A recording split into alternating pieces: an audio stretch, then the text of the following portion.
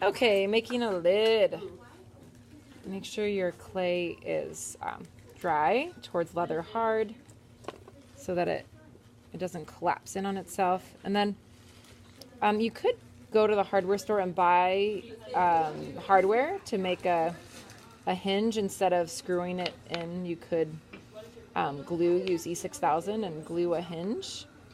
But what I'm going to do, keep it simple, is score and slip a little bit of clay right along the edge here. Okay. So that this firm bit of clay will slide right down inside of this. And maybe I'll keep it simple and I'll just put it on the edges and not over here. It's kind of a aesthetic choice. Whatever you want to do. This clay is towards leather hard, so it needs to be scored very thoroughly. So water, scoring, water, scoring, and then whatever piece of clay, let's see, I'm going to go ahead and cut this like so. And I will score this and this. And I'm going to score this part.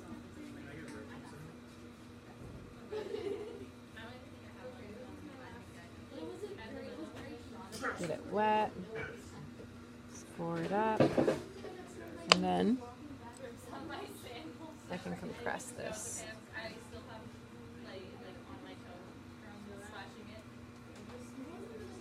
Here, I'm going to go ahead and flip this around and compress it.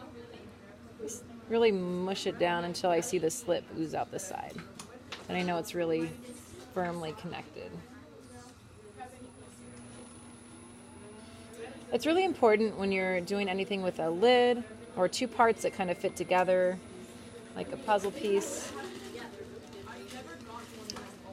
that you do it all together, or if you're not quite done with one part, you keep that part wrapped up until you get it all made so that one part doesn't dry before you finish it. For example, if I made the base and let it get to bone dry and then tried to make a lid and use the bone dry base to measure the lid to make it fit, it wouldn't work out because the leather hard clay hasn't shrunk as much as the bone dry clay has. So the leather hard clay would continue shrinking and then be too small.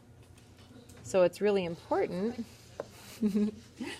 it's really important to keep it all at the same stage. You see, compressing,